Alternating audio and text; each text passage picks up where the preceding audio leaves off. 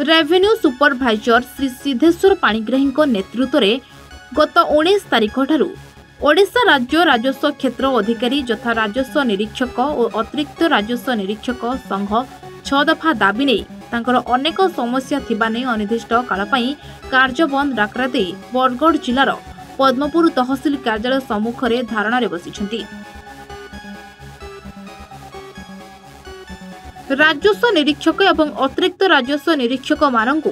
राजस्व विभाग व्यतीत सरकार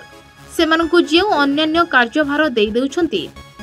जहा द्वारा कि सेमानकु निज विभाग रो कार्य सठिक भाबे पालन करिबा बहुत कष्टकर हेउछु बोली अभियोग करिसंती।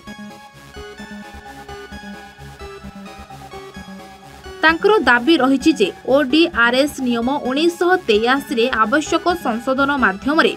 राजस्व क्षेत्र कर्मचारी क्याडर पुनर्गठन सहकारी राजस्व निरीक्षक वेतन संरचन रे परवर्ती स्तर को यथा ओआरएसपी रो स्तर 8 एवं 90% राजस्व निरीक्षक पोस्ट पदोन्नति पोस्ट भाव में स्थिर करा बीओआर कटक द्वारा प्रकाशित जॉब चार्ट रे धार्य करा जायतिबा कार्यसूची अनुसार राजस्व सुपरभाइजर पदर नामकरण अतिरिक्त तहसीलदार को परिवर्तन करा जाय तदनुसार 3:1 राजस्व मंडल रे तहसील गुड़िकरे नियुक्त करिबा।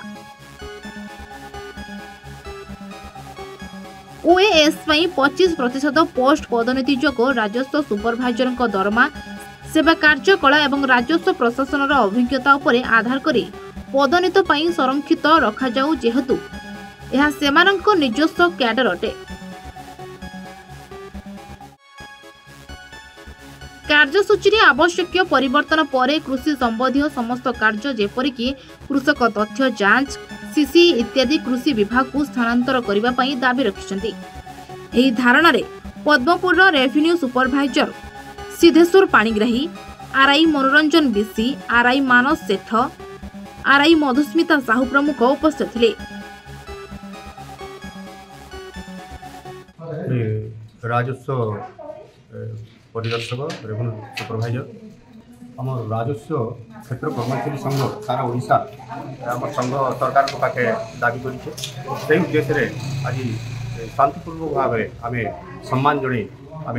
उपस्थित रही तहसिल आम गुहारी करुँ सरकार को आम दाबी पूरण आम चेष्टा करुँ आम सरकार आम गुहारी शुणवे बोली। आज पद्मपुर तहसिल ऑफिस ओडिशा राज्य राजस्व क्षेत्र अधिकारी संघ आंदोलन में बसिचंती अनेक गुड़े दाबी नहीं से माने आसी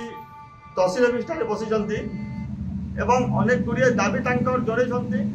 तो वर्तमान देखा रहा जे राज्य सरकार यही दाबी प्रति को प्रकार पदक्षेप लेउछंती एवं यही संघ को प्रकार व्यवस्था कर पद्मपुर निर्मल चंद्र बारिक A1 ओडिशा।